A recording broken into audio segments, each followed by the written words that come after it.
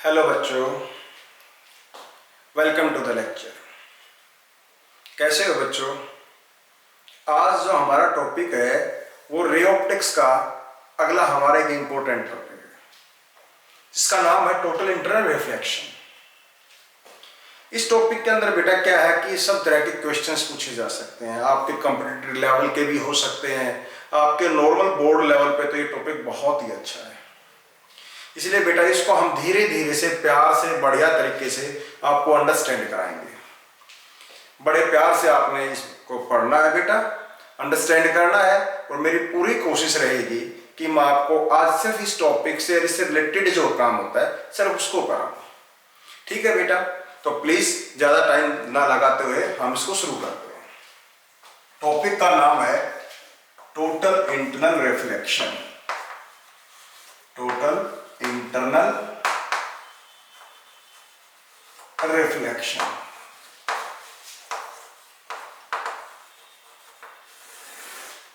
इसको हम normal way से TIR भी बोलते हैं। ठीक है बेटा? इसके लिए हम पहले एक फिगर डिस्कस करते हैं। फिगर के अकॉर्डिंग ही फिर हम आपको डेफिनेशन उसके साथ रिलेटेड चीजें बताएंगे। ऐसे में कि लाइन ड्रॉ कर रहा हूं, इसको हम इंटरफेस का नाम देंगे। जो नीचे मीडियम है इसको हम डेंसर मीडियम नाम दे रहे हैं, डेंसर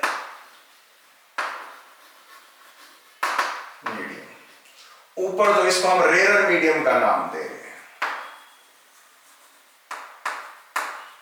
और फिगर बनाते हुए जब भी कोई भी रिफ्रैक्शन की फिगर बनती है तो उस दौरान हमें एक विशेष बात का ध्यान रखना है। हमने रिफ्रैक्शन के लॉज को फॉलो करना है डेफिनेटली बढ़िया तरीके से। इसको इंटरफेस बोलते हैं। जहां मीडियम चेंज होता है उसको इंटरफेस बोलते हैं। अगर डेंसर मीडियम से टकराएगी तो डेंसर मीडियम का इंटरफेस कहलाएगा, रेयर मीडियम की तरफ से आएगी तो रेयर मीडियम इंटरफेस कहलाएगा। ठीक है बेटा? प्लीज ऐसे में हम सबसे पहले एक ऑब्जेक्ट को यहां ले लेते हैं। ठीक है? वो ऑब्जेक्ट हमने ये मान लिया, एक रे बिल्कुल सीधी यहां से डेंसर से रेयर की तरफ चली, स्ट्रेट, बिल्कुल straight, normal to this one. ये नॉर्मल स्ट्राइक करती है तो एंगल ऑफ इंसिडेंस जीरो हो जाएगा, तो रिफ्लेक्शन एंगल भी जीरो होगा। बगैर किसी डेविएशन के ये सीधी पास हो जाएगी।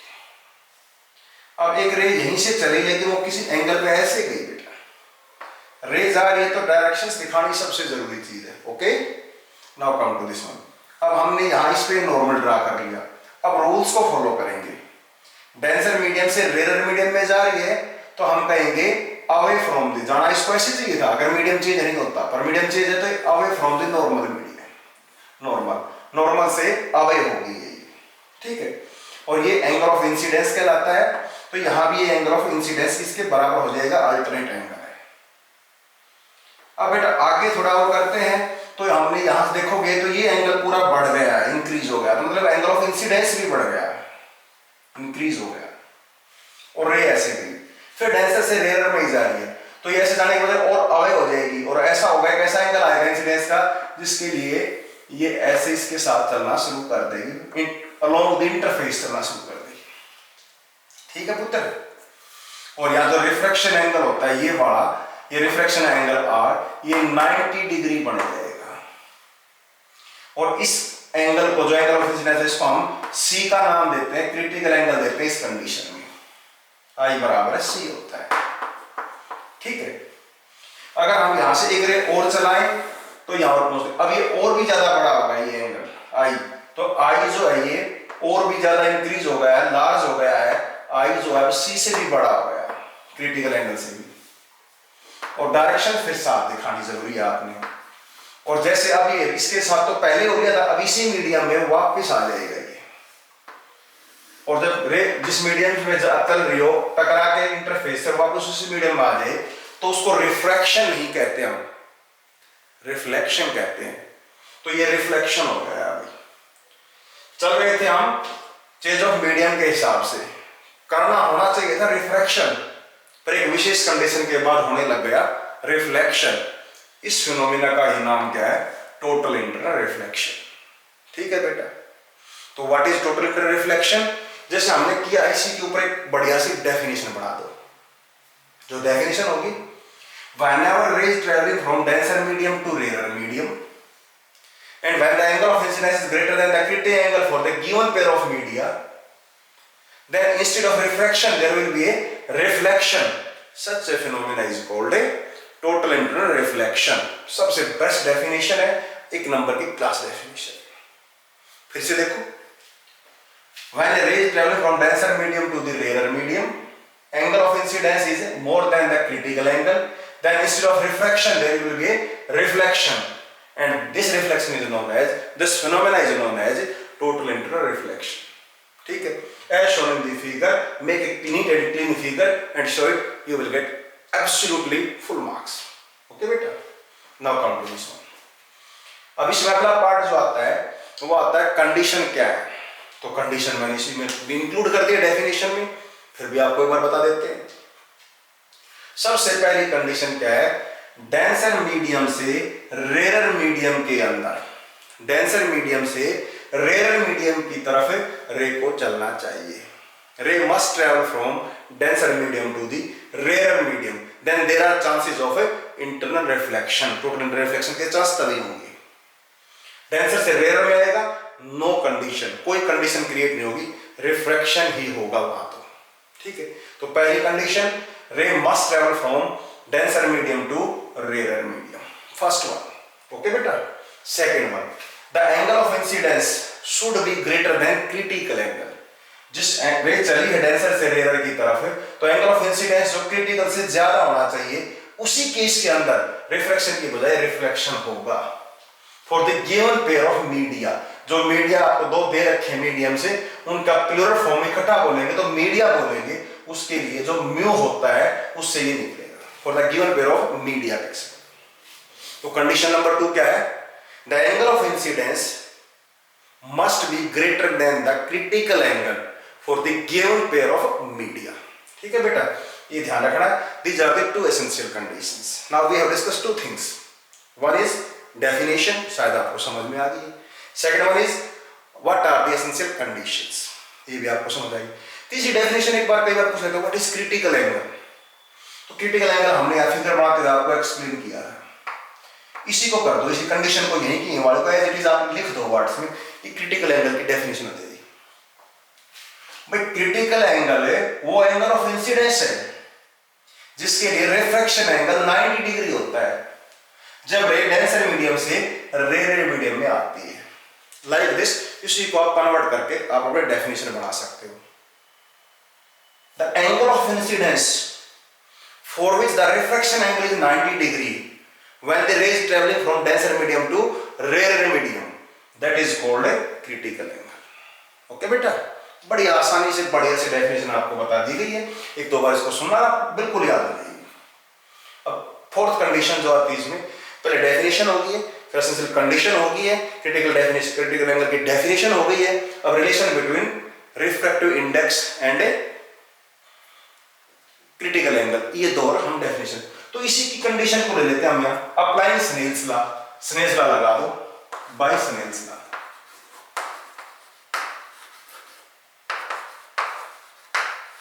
इस पॉइंट का नाम चाहो तो आप रख सकते हो, कोई बड़ी बात नहीं, इसको A1 का नाम दो, या A2 का नाम दो, या A3 का नाम दो, या A4 का नाम दो। इस पॉइंट पे bye Snell's law on A3, बस साइन आई बटे साइन आर किस मीडियम में गया भाई, रेरर में। कहां से गया है, डेंसर से, तो रेरर का रिफ्रैक्टिव इंडेक्स को मान लो हम म्यू आर लिख लेते हैं, इसको हम म्यू डी लिख देते हैं। तो ये हमारा म्यू आर में गया है म्यू डी से, और यहां लिखेंगे mu R with respect to D, ये ध्यान रखना है आपने। ठीक है, ये आपको पहले बता चुके हैं कि कैसे लिखा जाता है। अब A3 पे लगाया है तो यहां हियर, यहां क्या होगा, I जो है वो C के बराबर है और R जो है वो 90 डिग्री के बराबर है।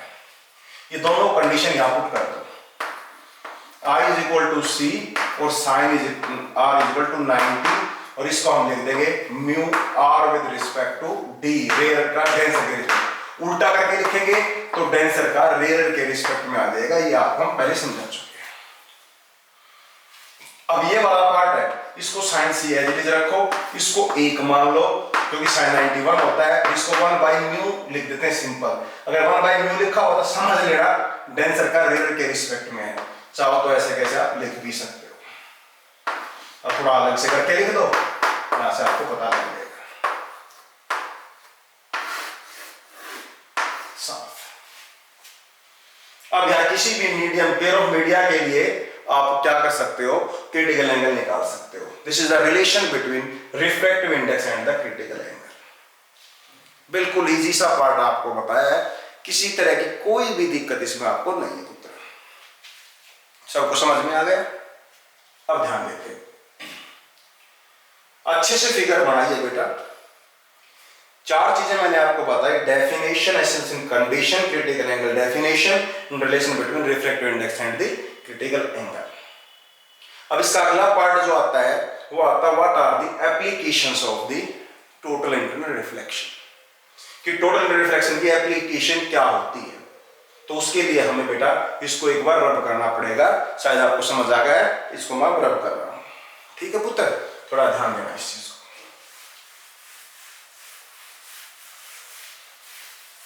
और यहां मैं इसको अभी लिखा ऐसे ऐसे कैसे छोड़ रहा हूं, ठीक है, टॉपिक ऊपर ऐसे कैसे लिखा हुआ आपको ध्यान रह जाएगा, इसमें कोई दिक्कत नहीं है। Now application of TIR, uses भी कह सकते हैं, कहां काम में आता है वहां भी ये बात भी कह सकते हैं। Applications of TIR, total internal reflection की एप्लीकेशन। पहली एप्लीकेशन है बेटा ब्रिलियंस ऑफ डायमंड।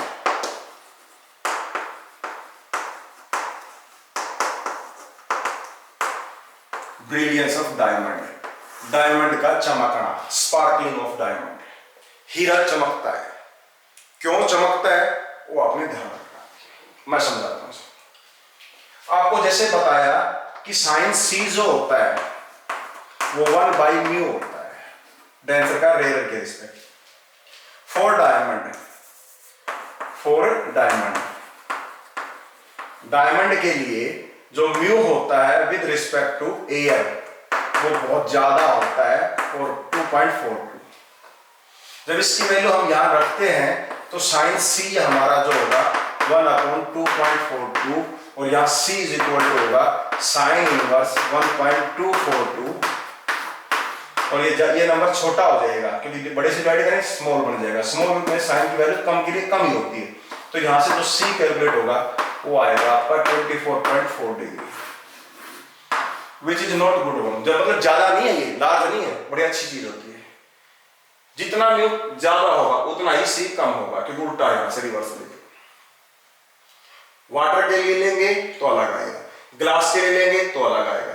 वाटर के लिए ये कम होता है तो ज्यादा आएगा, ग्लास के लिए उससे ज्यादा होता है तो उससे कम आएगा, लेकिन डायमंड के लिए उससे ज्यादा होता है, सबसे ज्यादा होता है, इसलिए सबसे कम आएगा C की वैल्यू।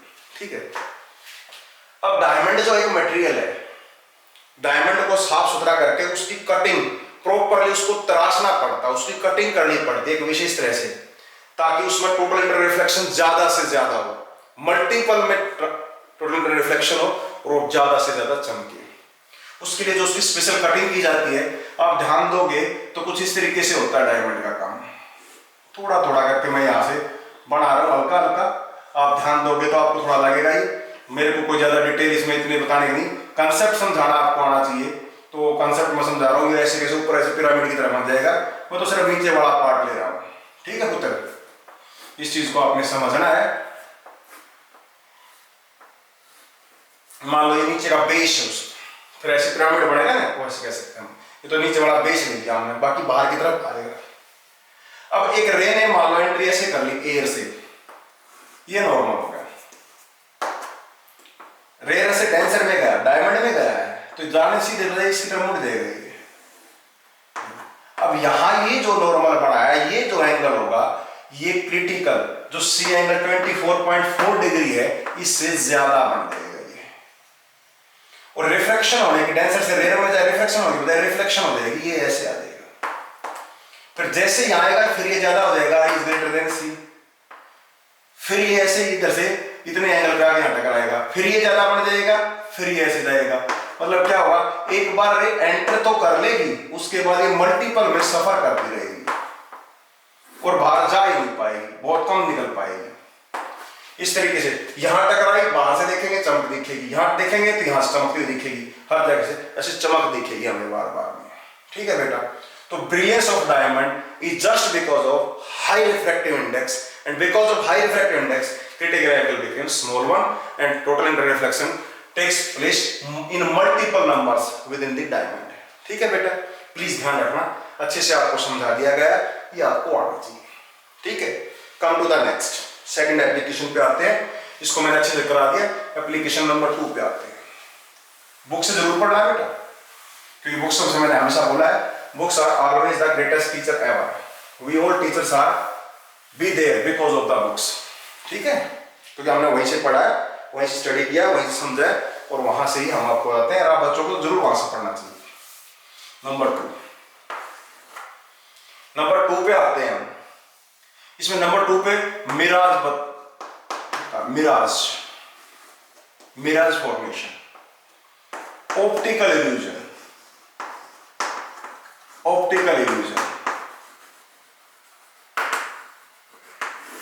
ऑप्टिकल मीन्स आंखों का, ऑप्टिकल मतलब लाइट से रिलेटेड, और इल्यूजन मतलब भ्रम। तो यहाँ भ्रम होता हमें लाइट की वजह से, इसलिए आंखों का भ्रम भी, इल्यूजन आंखों का भ्रम होता है लाइट की वजह से जो भ्रम हुआ वो। ठीक है, usually it happens in a deserts area. ये डेजर्ट्स एरिया में ज्यादा हैपनिंग होती है, जब बहुत ज्यादा, मतलब डेजर्ट एरिया में बहुत ज्यादा गर्मी होगी तो ये फ्रीक्वेंट देखने को मिलेंगे, इस चीजें आपको मिराज बार बार में देखने को मिलेगा। ठीक है, जिसको हम ऑप्टिकल इल्यूजन कहते हैं। एक्चुअल में होता क्या है बेटा, उस दिन जब बहुत ज्यादा गर्मी होती है डेजर्ट्स में, तो अर्थ की सरफेस जो होती है, इसको मैं थोड़ा नीचे से ले रहा हूं ताकि आपको समझ में आ जाए। मान लो ये अर्थ है, इससे नीचे जब बहुत ज्यादा गर्मी पड़ेगी तो अर्थ जो है एब्जॉर्ब कर लेगी हीट को, और इसकी जो बिल्कुल साथ की लेयर होगी, जो इसके साथ लेयर होगी, वो टेम्परेचर ज्यादा होने की वजह से कम डेंसिटी की होगी। उससे ऊपर वाली जो लेयर होगी उससे ज्यादा डेंसिटी की होगी, इससे ऊपर वाली लेयर होगी वो इससे ज्यादा डेंसिटी की बन जाएगी, इससे वाली और भी ज्यादा डेंसिटी बन जाएगी। और ये कुछ लगभग हम कह सकते हैं 8-10 मीटर तक ऐसा काम हो सकता है। ठीक है, मैक्सिमम मान के चलो 4 मीटर तक, 5 मीटर तक जरूर ऐसा काम हो जाएगा, 10-15 फीट तक तो हो सकता है। ठीक है बेटा, तो क्या हुआ, टेम्परेचर जो है ऊपर की तरफ जाते हैं तो म्यू इंक्रीज होता है, डेंसिटी इंक्रीज होती है, रिफ्रैक्टिव इंडेक्स इंक्रीज होगा। ऊपर की तरफ जाते हैं तो टेम्परेचर डिक्रीज होता है,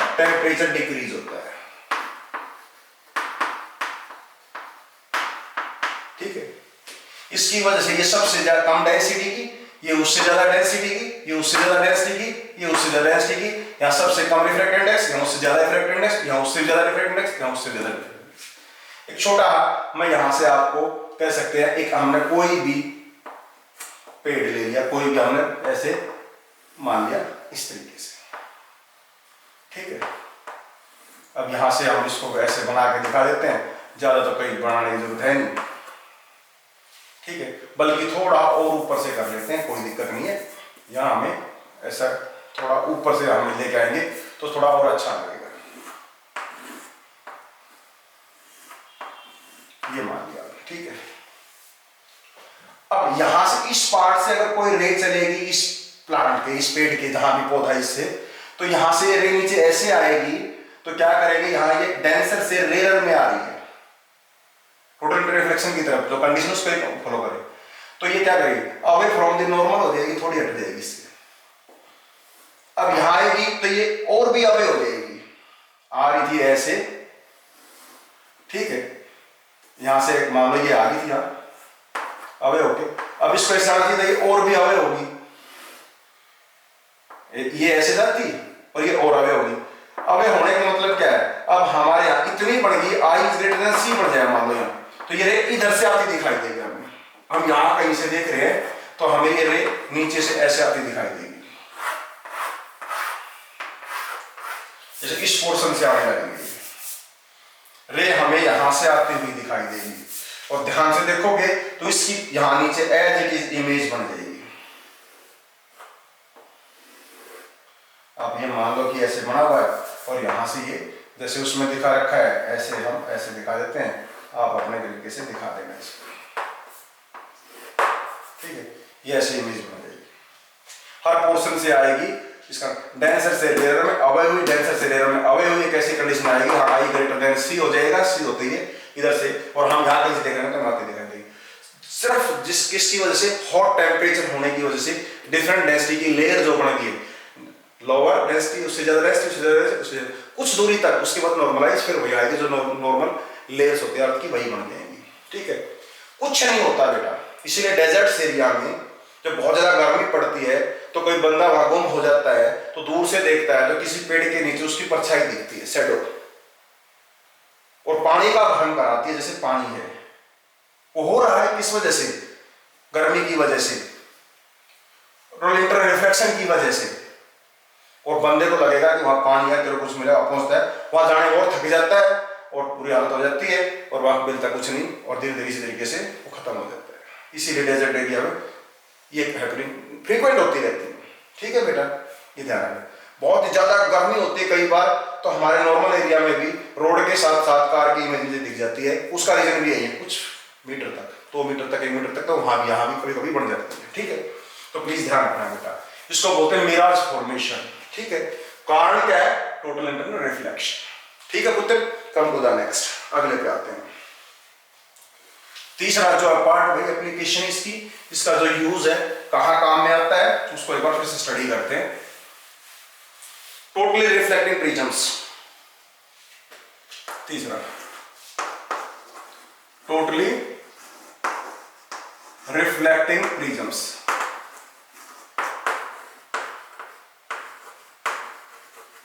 ये आइसोसेल्स प्रिज्म्स होते हैं, आइसोसेल्स, इसमें 2 साइड बराबर होती हैं, जैसे ये ले लिया, और ये 90 डिग्री पे होता है, राइट एंगल आइसोसेल्स प्रिज्म्स। ये 90 डिग्री है तो ये 45 इंच, समझ जाना। अब यही चीज हम ग्लास के लिए लेके चलते हैं तो sine C is equal to, glass का रिफ्रैक्टिव इंडेक्स 3/2 होता है, इसको सोल्व करते हैं तो ये 42.14 ऐसे के आसपास डिग्री के आसपास ये C आता है, ठीक है पुत्र। क्रिटिकल एंगल, अगर इससे ज्यादा एंगल ऑफ इंसिडेंस होगा तो हमारा रिफ्रैक्शन की बजाय रिफ्लेक्शन होगा। अब एक काम करते हैं, एक ऑब्जेक्ट को हम यहां ले लेते हैं, ये ले लिया, थोड़ा इस तरीके से ऑब्जेक्ट को ले लेते हैं, यहां ये A ले लिया, ये B ले लिया, चलो A से चलिए एक रे, ये गई, नॉर्मल आई है, एंगल ऑफ इंसिडेंस 0 तो रिफ्लेक्शन भी 0, सीधी निकल जाएगी। पर यहां डेंसर से रेयर में जाएगी, ये नॉर्मल होगा, ये 45 है क्योंकि 90 है, ये 45 है, ये भी 45, 42 से ज्यादा है, I is greater than C से ज्यादा होगा तो रिफ्लेक्शन हो जाएगा, रिफ्लेक्शन हो जाएगा, ये नीचे आ जाएगी, ये 45 हो गया, ये भी 45 तो ये 90, फिर इसके नॉर्मल आएगी तो बिल्कुल सीधी की सीधी ऐसे कैसे नीचे आ जाएगी। अब सेम प्रोसीजर से ये रे आएगी, ये 45 हो जाएगा, ये भी 45 हो जाएगा, 45 ग्रेटर देन C तो ये 45 हो जाएगा, ये 45 तो सीधी नीचे आ जाएगी।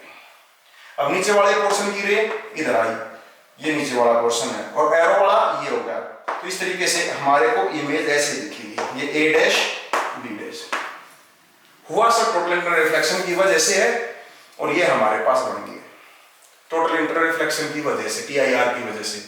कंडीशंस आपको बता दिए, क्रिटिकल एंगल से ज्यादा एंगल की वजह से रिफ्लेक्शन होता है।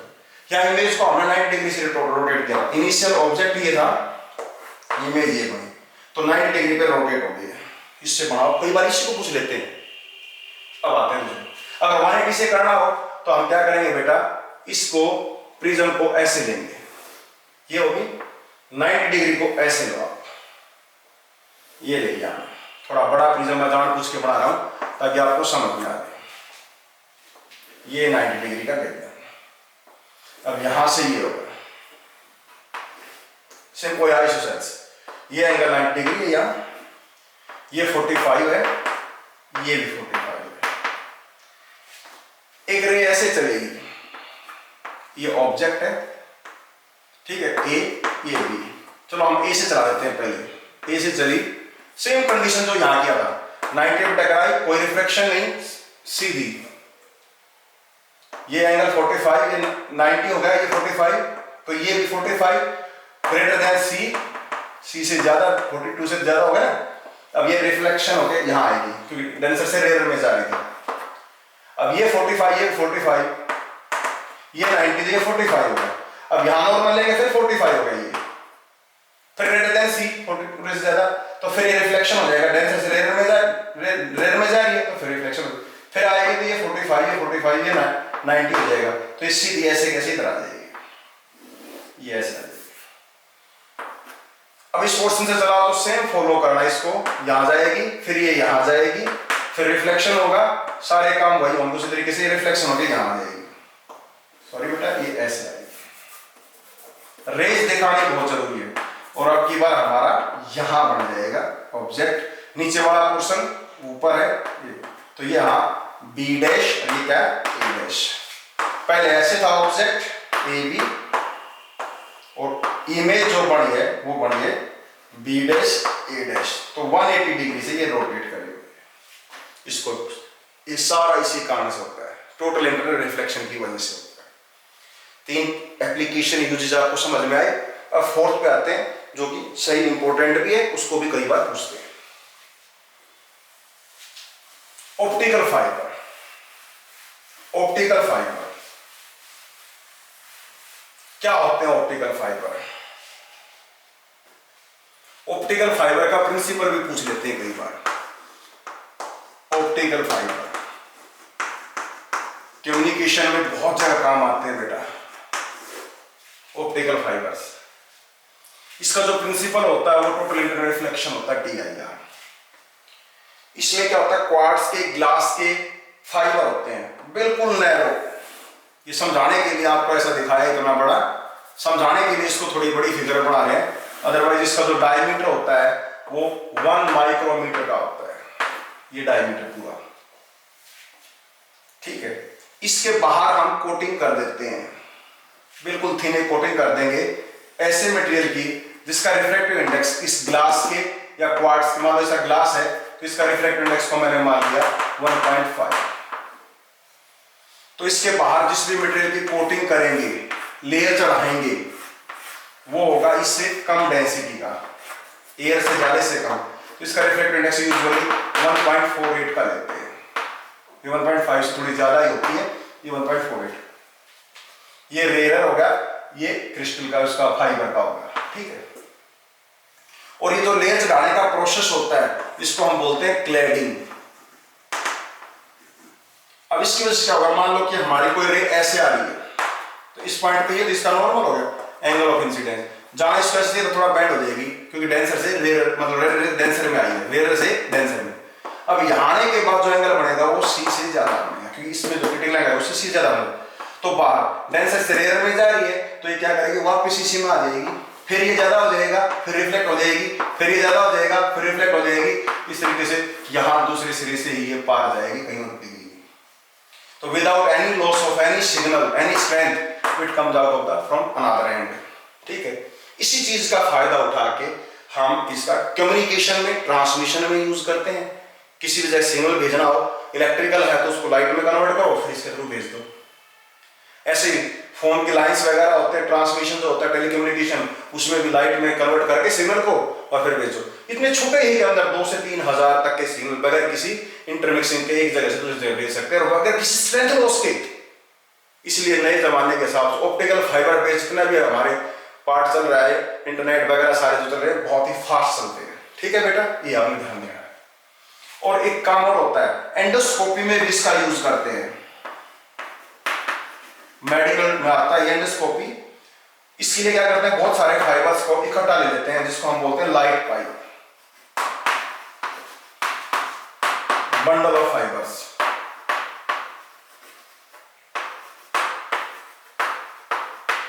बंडल ऑफ फाइबर्स इकट्ठा बना रहे हैं। और इस बंडल की क्या विशेषता है, इसमें बहुत सारे पाइप होंगे, बहुत सारे फाइबर होंगे। एक छोटा पाइप बना देंगे उसमें, उसके अंदर ये कितनी बार कहीं से मुड़ जाए, कितना फ्लेक्सिबल, कितना होता है, कहीं बेंड 90 डिग्री बेंड हो जाए तब भी लाइट दूसरे में जाएगी, और इमेज में किसी तरह कोई क्वालिटी में लॉस नहीं आएगा, कहीं कोई स्ट्रेंथ में लॉस नहीं आएगा। इसीलिए मान लो कि हम डॉक्टर एंडोस्कोपी कैसे करते हैं कि मान लो हमारे कहीं स्टोमक के अंदर कोई दिक्कत है, अल्ट्रासाउंड किया, तो एक एम्बिग्यूटी आई हुई है, डाउट आया मन में, पता नहीं अंदर चीज है या नहीं है, वी वांट टू चेक करना चाहते हैं, आंखों से देखना चाहते हैं। तो पेशेंट को क्या करेंगे, अनकॉन्शियस करेंगे, बेहोश करेंगे और एंडोस्कोपी से ऊपर से डाल देंगे, उस पार्ट तक पहुंचा देंगे और उसको लेंस देखेंगे, पता कर लेंगे इन्फेक्शन है या नहीं, कोई प्रॉब्लम है या नहीं है। अगर है तो उसको ऑपरेट करके सही कर देंगे, अगर नहीं है नॉर्मली मेडिसिन से ठीक हो सकता है तो मेडिसिन देकर ठीक कर देंगे। अगर मान लो हमारे पास नहीं होती है चीज तो उसको ऑपरेट करके देखते और बाद में प्रॉब्लम नहीं आती, हम तो ऑपरेशन ही हो गया जबकि प्रॉब्लम तो थी नहीं। इसलिए बहुत ही काम की चीज होती है, एंडोस्कोपी में इसको यूज करते हैं। तो बेटा ये आपके सिलेबस में दे रखे 4 यूजेस, इसके थोड़े बहुत न्यूमेरिकल्स हैं जो कि हम यूजुअली जैसे डिस्कस करते हैं, न्यूमेरिकल सारे इकट्ठे ही लेते हैं, तब हम इसको न्यूमेरिकल कराएंगे। शायद आप बच्चों को पूरा टोटल रिफ्लेक्शन क्या है, क्या कंडीशंस हैं, क्या रिलेशन है, क्या क्रिटिकल एंगल है, क्या इसके यूजेस हैं, सबको मैंने अच्छे से डिस्कस किया है, एक्सप्लेन किया है। आपसे रिक्वेस्ट है इसको अच्छे से सुने, वीडियो को 2 बार 3 बार अच्छे से देखें और फिर बुक से पढ़ के और अपने नोट्स प्रिपेयर करें। ठीक है बेटा, thank you very much, God bless you, have a nice day.